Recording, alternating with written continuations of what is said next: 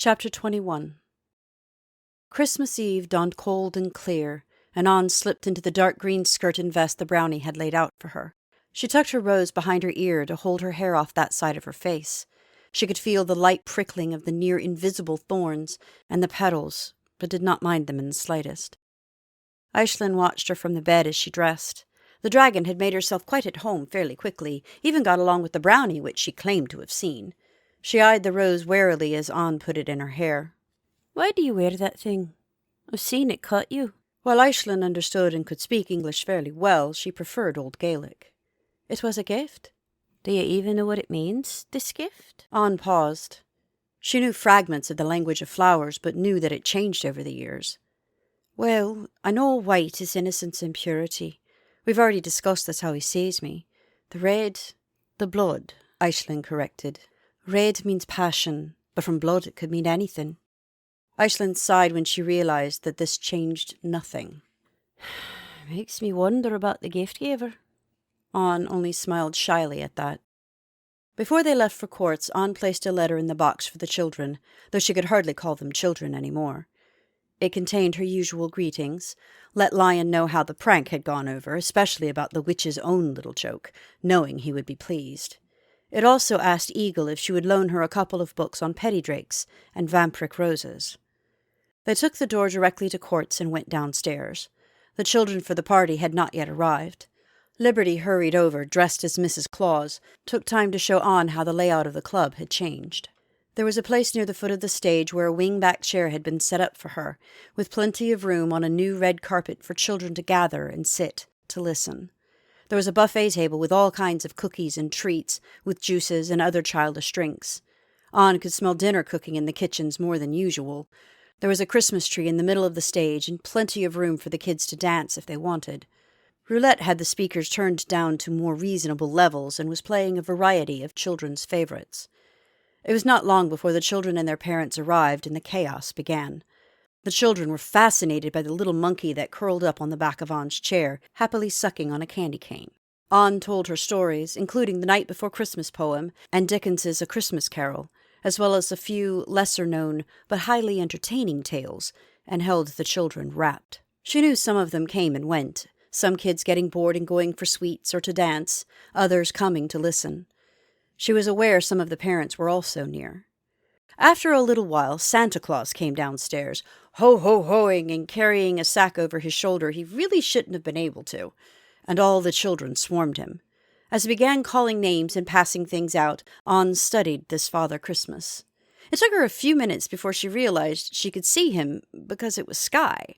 She laughed, and Aisling climbed down and draped herself around her shoulders. "What's so funny?"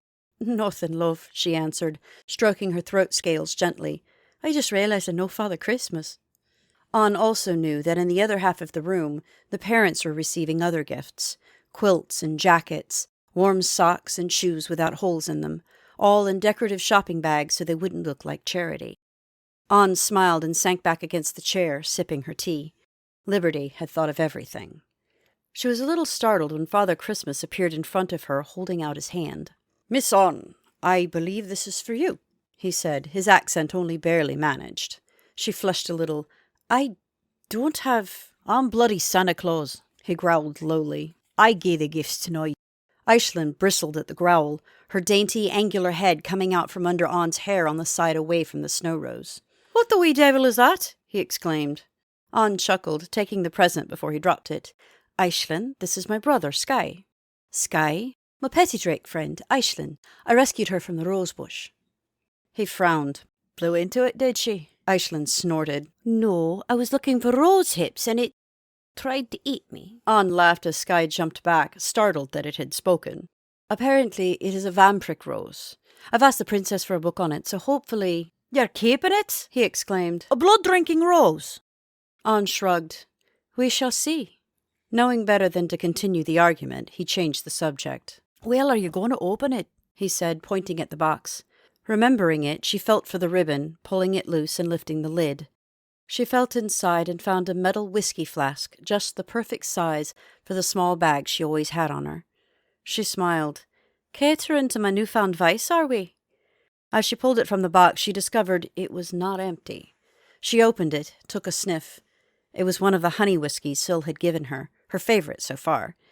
Aisling crawled off her shoulder and stuck her nose to the mouth, dipped her long, skinny tongue into it, tasting it. She purred as Anne closed it up and put it away. "Thank you," Anne said, slipping it into the bag with her book.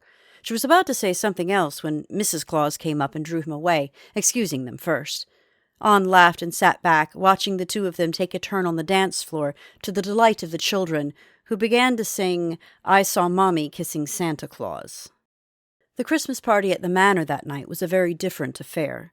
The tree stood where the rose and lily bouquet always had, and nearly brushed the ceiling. Anne could not see the tree itself, but a good many of the decorations glittered in the air in the center of the room. There were more children and more presents and more people.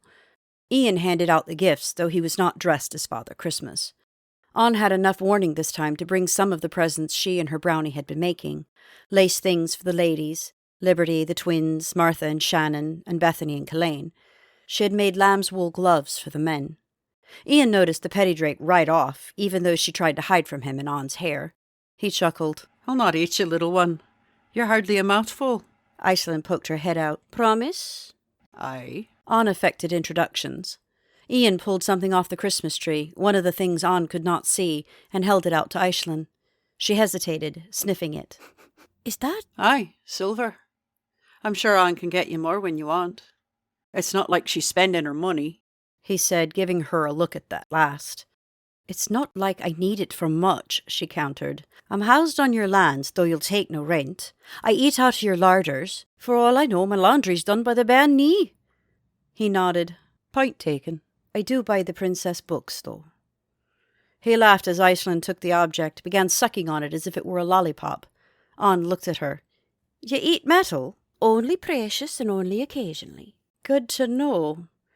Her hand drifted to the pendant around her neck and the diamond brooch she had taken to wearing all the time since the mask. Aisling snorted.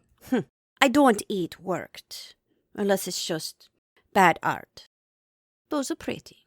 Ian was distracted by others and Anne moved on, wandering out onto the veranda to listen to the children playing. Skye came up, offered a miniature cupcake to Aisling, who popped out from Anne's hair and took it happily. It was then that he noticed the rose in her hair and frowned. "Tell me that's paint." Anne's hand went to it unconsciously. "I can't. I don't know rightly. I doubt it. Where'd you come by it?" "It was left on my table," she said, moving over to the rail, feeling defensive suddenly. "So you don't know who left it you? It could have been that blonde cow that's been ragging you." Anne looked over at him, surprised he knew about Seraphina. "She's not blonde. Not really. And there's no call for that kind of language. I may not be Scot, but I know what you intend by calling her that. And no, it's not from her." "So you know?" "Aye." "And you're defending it, so it must be from that white-haired girly boy you're mooning over." Capine cracked across his calf before he was aware she'd turned. She was glaring at him, her lips tight. "I don't trust the bugger," he growled, hopping sideways, his hand to his leg. "I've seen him go off with other women." "So?" "So he's unfaithful. He's just after—" He stopped there, seeing the shift of her grip on the shillelagh. "I'm concerned for your heart." "I'll tend to that myself, thank you, kind. Your warning's fair taken." Her voice was cold, sending a chill down his back. "He'll break your heart," he insisted. "He's told me as much. Doesn't change anything. Men are permitted to do as they like so long as they come home. Hardly fair, you think?" "Is anything in love ever fair?" she countered. Aisling had moved to the rail to eat her cupcake, tinsel paper wrapping and all, watching the exchange with interest, frosting on the tip of her nose. Anne turned away, arms folded, watching Coach and Four out on the green playing with the children, the centaur kicking up his heels like a colt. Everyone was enjoying themselves. "It may all come to naught anyway, so what does it matter?" "It matters, 'cause you deserve happiness." She shrugged. "I'll be content with whatever I can find. It is my way. I'd be foolish to look for more." Skye sighed, realizing the battle was hopeless. "The heart wants what the heart wants, Skye. You should know that by now." Skye didn't know what to say to that, or what she meant by it, and just stood there, watching her. Eventually he turned and left her, disturbed to the core, but uncertain what he could do about it. After a while, Anne went back into the house to the solar. As she passed the Christmas tree, she heard Ian's footsteps from the east hallway where his office was. He was not alone. She turned to look without thinking, the smile for Ian frozen on her face. Johnny was beside him, slipping a flat, black box into an inner pocket of his open vest. His hair was loose, flowing over his shoulders like snowfall. He looked a little tired, was nodding at something Ian said, accepting the hand on his shoulder. As they stepped into the atrium, Anne suddenly realized she was staring and turned, continuing her walk to the solar. She changed her mind at the last moment and headed to the front door, which was closed due to the weather. As her fingers touched the ancient wood, feeling for the handle, he was there, opening it for her. She did not look at him, unsure exactly how to face him. Johnny watched her as she nodded her thanks and crossed the front porch to the steps carefully. She stopped on the top step, Kippine clutched in her hand, telling her where the drop was. She turned her head back to him, over her shoulder, but not far enough she could actually see him. "Happy Christmas," she said, unable to think of anything else to say and feeling she should say something. Iceland flew through the open door before Johnny closed it, landing on her shoulder. She coiled around her neck and looked back over Anne's shoulder at Johnny. She looked up at the rose over Anne's ear, then back at him, and her eyes narrowed. She muttered something in Gaelic and tucked herself away under Anne's hair. "A happy Christmas," he said. Then he was beside her. "May I walk you home?" She nodded, not trusting herself to say anything else. He took her arm and guided her down the steps and onto the path that would eventually lead back to her cottage. "Thank you," she eventually said. "For walking you home?" he asked. "The rose." "Ah," he replied. The silence became awkward. Finally, Iceland left her neck and flew on ahead, leaving them a little privacy, but not much. She began, clammed up, reluctant to ask. "I want to ask what it means." They stopped beneath the spreading branches of an oak tree, and he turned to face her, holding her hand between them in both his own. "You have no idea?" he asked, surprised. She blushed. "Oh, I've plenty of ideas. That's the problem. The colours say one thing, the substances confuse the matter. I never needed to know the language of flowers. It was above my class. A girl in my situation would get wild daisies and be thrilled." He gave a soft chuckle, stroked her cool cheek with his colder hand, touched her hair, fingering the single leaf which lay against her temple. "I must say, I like what you've convinced it to do for you." "Well, it refuses to talk, so it compensates." She suppressed a shiver of delight at his touch. She was terrified he'd kiss her again, and hoping fiercely that he would. He smiled, took the rose from her hair, rolling it delicately in his fingers, ignoring the thorns. "Well, white. As for innocence," she supplied when he hesitated. "Purity, I know that. The snow, because, for all its pristine beauty, snow can kill. The blood, that's for all the usual things. The blood," his eyes locked with hers, his voice softer than his touch. "My blood. Blood I'd spill for you." "The ages," he said, drawing the blossom gently across her cheek, making several shallow cuts there that she barely felt, "are my warning, Kilbrannock. I will hurt you." Anne's hand covered his, tender. "I hurt everything my heart touches," he breathed, gazing at the bloodlines across her cheek. "Love is a risk," she whispered, "and its own reward." He gave a tiny laugh. "Living is a risk." He slipped the rose back into her hair. "But we do it anyway." He looked up into the tree above them at the moonlight shining through the bare branches and the outline of the drake glaring down at them with glowing opaline eyes. He sighed. "Would you faint again were I to take advantage of yon mistletoe?" She blushed. "That was circumstantial." "Unexpected?" he asked, whisper soft. He tipped her chin up with one long finger, tilting her face so that the moonlight fell on it. "And public," she breathed. I'd never been—" His lips touched hers, feather light, and she felt everything from her chest down drop away. The spinning she felt was not a threat to faint, but something else entirely. She felt lighter than air, held aloft by the touch of his hand cradling her head and the contact of his mouth. There was passion in this kiss, but it was restrained, not the crushing blow of the other one. This kiss was almost a plea, a request for forgiveness instead of the punishing demand of the first. Neither was better than the other. They were just different. When he pulled back, she felt bereft, though he did not let her go, uncertain of her equilibrium.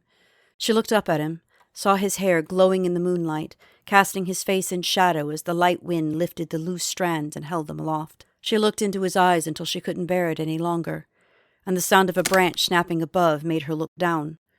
She drew her shawl closer around her shoulders. The silence dragged on a moment as she listened to the wind in the bare trees, the beat of her heart, and the rhythm of his breathing. His lips had been warm. "The mask," she said. He sighed. "Shattered expectations," he said flatly, self-accusing. "I should know better by now. I didn't want to—" He stopped her with a cold finger to her burning lips. "I was only a shade of myself. It happens. I have so many lives trapped inside me, and I don't know which one is me, and they all have their say. I looked for you. When I could not find you and began to suspect, I grew angry. I am sorry, for what it's worth." He brushed a tendril of hair from her face, smiling at the fog rising around them. "It's worth a great deal." She started to say something else, to apologize or explain her choices, and thought better of it. "Expectations," she said, leaving it at that. "I don't know why you want this. I will hurt you." Again? She looked away once more. "You don't get a say in what the heart wants." He turned her to look at him. "I will hurt you. I can't help it. It's what I was, what I was made. I damn near was the heartless highwayman.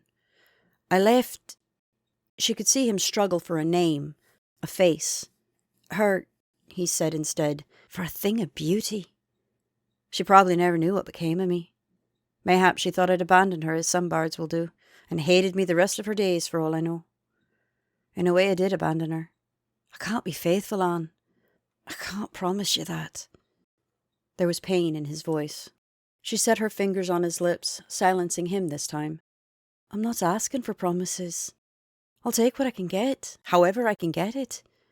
I never thought I'd have anyone, much less—" She stopped, glancing away. She set her hand on his chest, over his heart without thinking about it. His hand rose up to capture hers. "If I'm not careful, I'll find myself—" She laughed, embarrassed.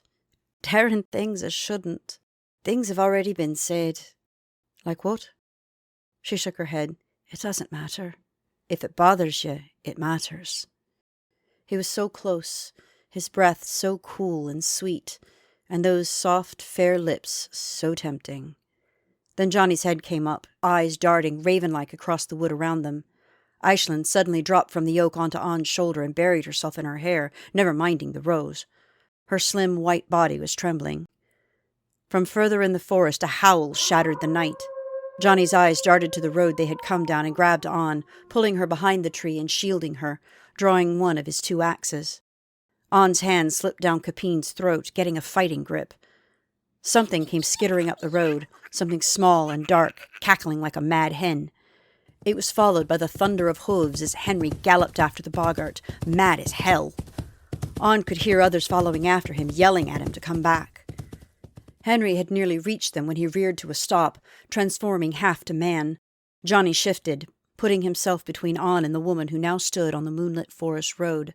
Her hair was wild, and she smelled of blood and gunpowder. Her smile was malicious.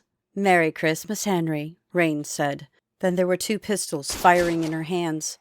Henry's sword never left its sheath. Anne stifled a scream that wanted out as part of Henry's head went one way, even as his body continued forward, trying to charge Rain. Skye roared, his open run up the road shifting to a full charge as the claymore dropped into his hand. There was a crack and a sound like something in a fire exploding, and the length of the sword erupted into flames as he lunged for Rain. Johnny shifted yet again, letting go of her and drawing his other axe, moving behind her, his back to hers. Anne watched, horrified, as Rain fired again, nowhere near as accurate or effective as before, and lost her head in a single stroke.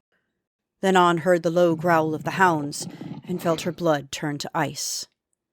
Others ran up, following Skye in time to head off the massive black coo hounds coming out of the woods on the left. Anne had no time to cry out or think, as she became aware of other beasts on her side of the road. She turned. Johnny was already swinging his axes with all the effectiveness of his dream self, and On forced back her panic and faced down a second hound coming at them from the side. All the skills Juan had been teaching her came into play as she swung and counterstruck. She led with the knob end, rattling its jaw and deflecting the teeth that only grazed her, tearing her sleeve. She finished with a stab to its shoulder with the iron end and was pleased to hear the yelp and sizzle. She smelled a puff of ozone just as something lunged at her from behind and felt a burst of frost from the back of her neck. She half-turned, resetting her back to Johnny's, saw Roulette tackling a hound with its face iced over. She swung again at the one on her side, narrowly avoiding getting bitten, swung and stabbed again. It howled, and then Johnny's axes bit into its neck, and it collapsed. Iceland jumped from her neck and tackled a nearby bush with a curse and another burst of frost breath. From the shrub came what sounded very like a cat fight. On flinched as overhead she heard the cawing cough of a macaw, followed by the sound of a very angry griffin. There was a gurgling snarl, and On turned, saw the beast Johnny had put down rise and lunge at him. Instinctively, she stepped in the way, taking the full weight of the beast in the crush of that bloody maw, even as she drove Capine's iron tip through its chest. She went down beneath it. Just as quickly as it began, it was over. Skye turned, looking over the battlefield. Mikey and some of the boys were collecting the body of the hounds, dragging the enormous carcasses just out of the woods where Fox was setting them on fire. Occasional flares of lightning through the trees showed where Roulette was finishing another off. Henry lay in the road 20 feet from the headless body of the traitor Rain. From the corner of his eye he saw something coming out of the brush beside the narrow road and turned. He saw Aisling walking backwards in small jerks, dragging the body of the boggart who had started the whole thing. He felt a stab of panic. If Aisling were here, that meant On was not far off. He looked around wildly, stepped towards the wood on that side and caught the flash of moonlight on white.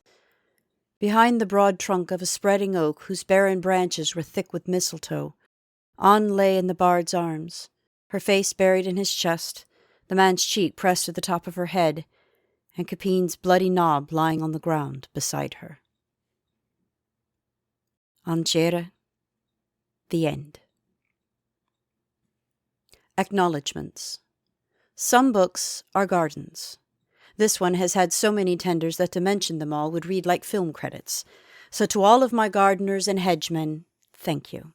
I hope you are happy with the results and not too mad at what I had to omit. But some I have to mention by name. Jack Kellum for providing the land and allowing us to cultivate it, as well as for sending the storms and the molehills we made into mountains, not to mention the hurricanes we stood in the middle of and said, "It's just a light drizzle, it'll be over in a minute." The poem Above a Cloudy Sky, the ballad of Jenny and Jack, is his work. All other poetry, good or bad, is my fault. Thank you also for the research. Trey and Laura, whose names I sincerely hope to see on future Griffin's Rest novels as authors, for working with me on this massive community and for letting me tell my story first and set the world up. I just hope I've left you enough room to work in when you finally tell the stories of Liberty and Skye and Roulette. I know I cannot do them justice. For Chris, who put up with my going on about another man, was able to argue with me in character and still maintain a Scottish accent in the face of me with my Irish up and on, and helped me write the insufferable Big Brother and plot fight scenes even when I was obsessing over a certain elven bard. So many people helped with this, with the circus-sized cast, that I could not use all of your ideas. Perhaps those stories will be told in other volumes. There will be more, if my readers are rabid enough. For Amy Moore, who gave me the idea for the cover, though due to the interference of life was unable to give me what I needed. Thank you for trying in spite of everything else. For my patient and thorough editors, Stephanie Kellum and Laura Dees, thank you for everything. For my mother, who didn't have a teddy bear this time, she'll know what that means, but nonetheless devoured every chapter and asked the pertinent questions. And got mad at me for the ending. Sorry, blame Murphy for that. It was all his idea to leave it there. But fear not, the next book should not be too far behind. I'd give you a sample, a taste of the first pages, but spoilers. Footnote. The quote at the end of Chapter 6 is the opening line of David Copperfield by Charles Dickens.